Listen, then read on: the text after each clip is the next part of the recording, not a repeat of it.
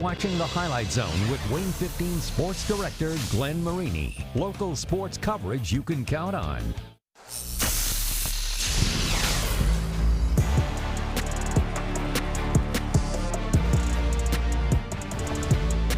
We're saying, man, we want Bishop Luers again. We want Bishop Luers again. And here we are getting them. With this team, we got fight in us. We're not scared of the big moment. This year, we're going to come in a lot more confident. We're going to have to handle business, and it's going to be a great game. Just flat out enjoy watching them compete. You want to enjoy the moment because you legitimately don't know when these opportunities will be around again. Bluffton coach Brent Kunkel is right on. Moments like these are rare, and even rarer still, a regional title. Only 5 teams from Northeast Indiana still alive heading into tonight, and that handful looking to hoist another trophy and move one step closer to Lucas Oil Stadium. Of those 5, 2 going head-to-head at Luers Field, and it's where Josh Ayen spent his night for your Highlight Zone Game of the Week. Josh.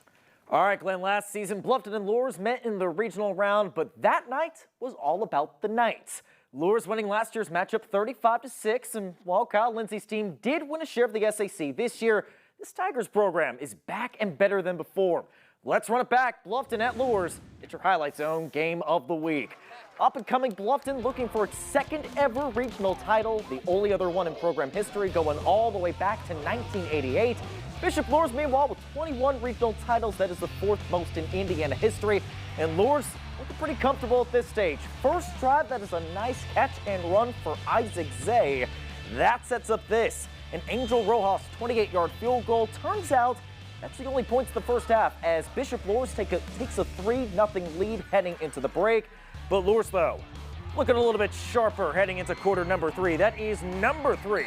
Gio Jimenez. This guy is ham with a 15-yard catch and run for a touchdown. Miss PAT, though, makes it a 9-0 Bishop Luers lead. Let's go to quarter number 4.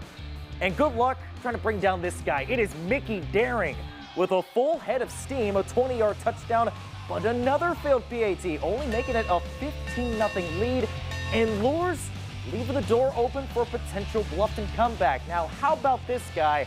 A potential name to watch for the future. Axton Bestie to AJ Strevler for a touchdown. But Bishop Luers able to turn out the lights for good thanks to Jacob Felger. He seals the game with this interception, and for the 2nd straight year, Bishop Luers is taking home a regional title over Bluffton. 15-7 is your final.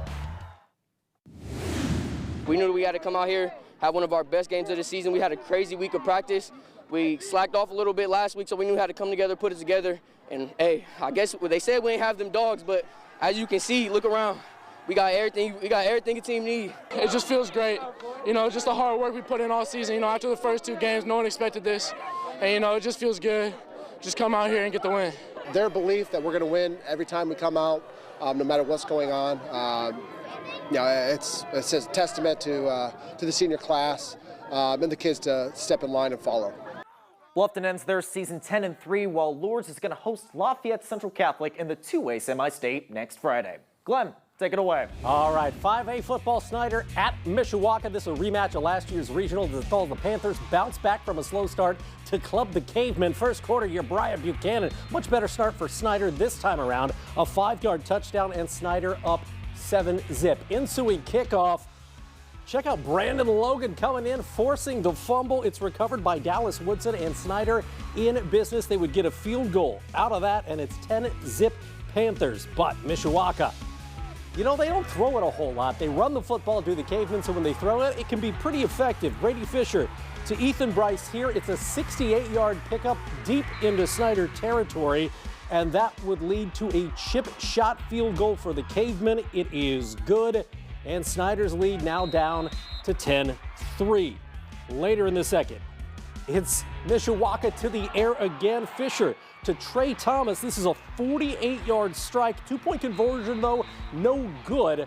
So Snider up 10-9 at the half. Third quarter, Jamarian Kologbadi with a big interception for the Snider Panthers. This one back and forth in the second half, and it would go down to the wire, literally down to the last second. It's 18-16. Mishawaka in the lead. Final play of the game. 4 seconds left when they snap it. And Mang Tung from 45 yards out. Are you kidding me? Mang Tung and the Snider Panthers win it on a walk-off at Mishawaka, 19-18. The Snider Panthers, what drama. They are your regional champs in 5A, so Snider advances. They will host next week against a Merrillville team that beat Valparaiso tonight. That should be one to watch at Spooler. In 4A, Leo fresh off its first sectional title since 2011. The Lions on the road at regionals facing a Mississinawa team that knocked off Kokomo last Friday, and Leo came out firing. That's Kyler Decker with a touchdown pass to Caden Zyaslav from 9 yards out. Decker 9 of 10 passing on the game. 2-point conversion good, 8-0 Leo. Mississinawa trying to get on the board, but the field goal no dice, so still 8-0 in the second. Caden Hurst. This guy is a complete player. They get him the football any way they can. Jet sweep, and he is gone. 49 yards on the touchdown run, and Leo stakes themselves to a 14-zip lead. Later in the second, Decker. We mentioned how efficient he was passing the football, and guess what? He looked good here. Zyaslav, they ruled him down at the 1. And guess what? Leo hands it off to Anthony Nicolo for the touchdown. 21-0 at that point, and Leo rolls into semi-state. The Lions, the Purple Pride, doing it. They win 41-7. Next up, Leo is going to host Northwood for a semi-state in 4A next Friday night. In 1A, Adams Central looking for a regional title for the third year in a row. Last year, the Jets blasted Carroll Flora 35-zip in this round. Would 2023 be different? Not really. Jets on the road. Keegan Bloom in the first quarter. That's a touchdown. 7-0 AC. Bloom, 24 carries for 200 yards in this one. And that foreshadowing things to come because Adams Central looking dominant again. This is second quarter action. Bloom from 6 yards out, and AC led 14-0. It wasn't all just offense for Michael Mosier and the AC Jets. They would do it with defense as well. You're going to see Cameron Fravel come up with a sack here in the second quarter. Later, you will see Trevor Curry and Ryan Tester combine on a sack, and this AC defense was on point. They would shut out Carroll at regionals, and it's Adams Central moving on. The final of this one, 29-0 AC. After this long road trip, they're going to be home next week for semi-state as they will host North Judson at the landing strip. Well, that does it for high school football tonight, but coming up after the break, it is time to hit the hardwood. Over in West Lafayette, that means Fletcher Lawyer, Caleb First, and the Boilermakers in action. We'll see how they fared against Morehead State. Plus, the girls' basketball season in basically full swing. Some big-time expectations for Columbia City. We're going to head out to Whitko to see those Eagles in action. Meanwhile, Belmont squaring off with Woodland. We also got trips to New Haven, to Angola, and to Fremont, all up next on the Highlight Zone. We're the Adams Central Jets, and you're watching the Highlight Zone. Don't go anywhere.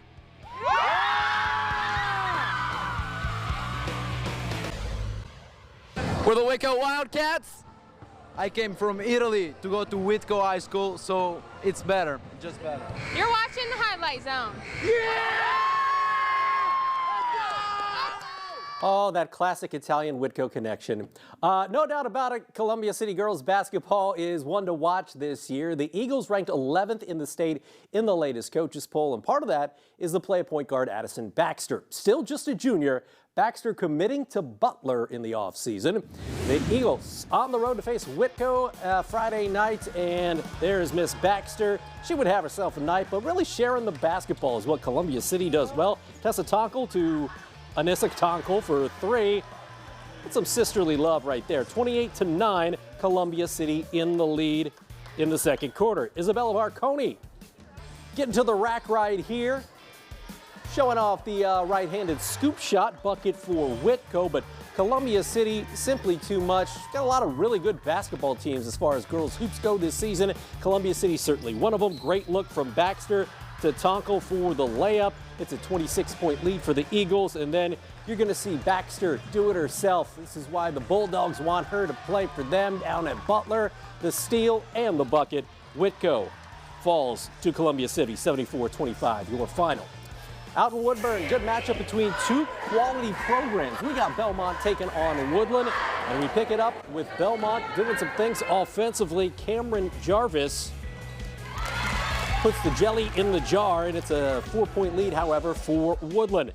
Here comes Woodland. Brooke Knibular bursting on the scene so far early in the season. She drills it. She had 13 points, and Woodland up 13-6. Later in the second, it's Belmont again. It's Miss Jarvis again. You saw the good hands right there for the bucket. It cuts it to a 4-point game, but Knibular simply too much. She drills the three as Woodland wins a close one, 43-38 over Belmont. Blackhawk Christian has won a sectional title 3 of the last 4 seasons. The Braves at the New Haven team that got some good experience last year. First quarter, it's Allie Boyer, just named this week, first team All-State in 1A for volleyball. Apparently she can hoop as well. That was the first basket of the game to get Blackhawk on the board. Janiyah Johnson, one of the top players on the New Haven squad this year with the layup right there. It's a 1-point game, but Blackhawk in the lead, and they would extend the lead here. Emma Klein showing off the range, drilling the three, 9-point lead for Blackhawk. Then you'll see Kenzie Kinnison with a bucket as Blackhawk tops New Haven at Armstrong Arena, 57-39. At Angola, Dave Panning taking over the Hornets program. A first-year head coach leading his team against DeKalb. Third quarter action. DeKalb's Sammy Slavin gets the bucket down low. DeKalb up by 10, 23-13. But Angola would chip away. Great look inside to Anna McClure for 2. And the deficit now at 8 for Angola. More from the Hornets. Macy Oberlin with the left hand right there. Angola back in it, but DeKalb would put it away. You're going to see Ashley Cox with the and one here for the Barons, and DeKalb wins a tight one, 37-33 at Angola. Last stop for girls basketball, the Eagles Nest in Fremont. Eastside won 15 games last year, so you know the Blazers are no pushover. They would not be tonight. We pick it in the first quarter, pick it up in the first quarter. Lily Kreischer with the bucket right there, but it's knotted in the early going. More from Eastside. Paige Traxler really burst onto the scene for Mike Lordy's team last season. She drills the three, and Eastside up by 4. You're going to see more from the Blazers. It would be Lily Kreischer again, doing it from the outside as Eastside goes into Fremont and comes away with a win, 56-48. College hoops, third-ranked Boilermakers hosting Morehead State. Braden Smith had himself a night. The sophomore drilling the three right there. He had 11 points, 11 assists, and 8 rebounds. Then it's going to be the big guy, Zach Eady with a slam. Eady led the way with 18 points. Purdue, no problem against Morehead State. 87-57, Boilermakers win. We're definitely a very deep team. I mean, whether that starts with me or that starts with the guys on the bench, everybody can put the ball in the basket. We're all here for a reason. We can all shoot the ball. We can all make plays on our own. Next up, Purdue hosting Xavier Monday in the Gavitt games. Stay tuned. Your Gem of the Night plus Comets, hockey, and some volleyball next on The Zone.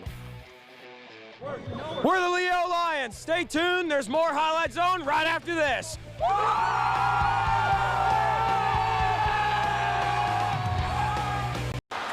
On a line to center, Kiermaier with a dive. Kiermaier with another catch. Hey, I'm Kevin Kiermaier, Bishop Luers grad, 4-time Gold Glover in the MLB. You're watching the Highlight Zone. My man, Kevin Kiermaier, the Luers grad. Now, he's used to making web gems north of the border this season to bring home his 4th Gold Glove, and he earned that last Sunday. Now, this week, last week, it was Hurst hurting the opposition. The do-it-all Leo star with a nail in the coffin. A 78-yard touchdown catch in the 4th quarter last Friday night. Not only did it help bring home Leo its first sectional title since 2011, it earned the Highlight Zone's highest honor. As for this week, here is your Gem of the Night, brought to you by Peter Franklin Jewelers. You know that Mickey Daring touchdown run was pretty impressive, but Mang Tung, man, oh man, 45-yard field goal, walk-off win for a regional championship. Mang Tung and the Snider Panthers, man, they know a thing or two about drama. That is your Gem of the Night, as Snider will host Merrillville for a semi-state championship next week. Mang Tung, remember the name, the big foot for the walk-off, as Snider brings home your Gem of the Night. Now, as for next Friday, semi-state championships, as we said, Snider is going to be at home. As a matter of fact, everybody's at home. Maryville will travel to Snider in 5A. In 4A, Northwood, talented team are the Panthers. They will travel to Leo. Leo winning just the 3rd regional championship in program history, first since 2011. So Jason Dorfler will take on Northwood. 2A, Lafayette Central Catholic at Bishop Luers. That is an old-fashioned rivalry. And North Judson at Adams Central in 1A. AC took down North Judson last year. Can they do it again? We'll have it all covered next Friday night on the Highlight Zone. On the ice, the Comets hosting the rival Toledo Walleye. It was teddy bear toss time at the Coliseum. People bringing in teddy bears to donate to charity. They throw them on the ice after Fort Wayne's first goal. They had to wait a total of 40 seconds. It has to be the fastest goal in teddy bear toss history. That was Nolan Volkin with the goal, and out come those Bears. Guess what? The Bears go to the disorderly Bear Den and Lutheran Children's Hospital, one of the best traditions as far as sports go in the Summit City. That's the good news. The bad news is the Comets lose to the Walleye 6-4. But then there's good news. These two play again tomorrow night in Toledo with the puck dropping at 7:15. On the volleyball court, Mastodon's next to last match of the year, or of the regular season, I should say. They were hosting Wright State. Pick it up in game 3. Freshman Panna Ratkai with the kill. She had herself a night, a match-high 13 kills, but the Dons trying to dig themselves out of a hole. Jenna Medeiros with another kill for the Dons. And then you're going to see Monroeville's own Maggie Castleman. Coming up here, it's Castleman dropping the hammer, but the Dons would fall at home to Wright State by a final of 3-0. Final stop, we got the Schaefer Center semifinals of the WHAC tournament. Top-seeded Indiana Tech hosting the Madonna University Crusaders. It's the first game. Tech on the attack. Taylor Paul with the kill. And then we will see more from Indiana Tech. Noelle Van Oort with the kill. She would tie for the team high with 10 kills. And then it's Snider grad Emma Westra. Westra coming up here with a point for Tech. Tech would win game 1, 25-23. They go on to get the sweep 3-0. And Indiana Tech is moving on to the WHAC championship match that is tomorrow at 2 o'clock at Indiana Tech. So the Warriors looking to clinch the tournament title as far as the WHAC goes. Well, that is going to do it for this week's edition of the Highlight Zone. Of course, really a very successful week for our high school football teams. We've got 4 home games next week at Semi-State, and we'll have it all covered right here on The Zone. We'll see you next Friday night.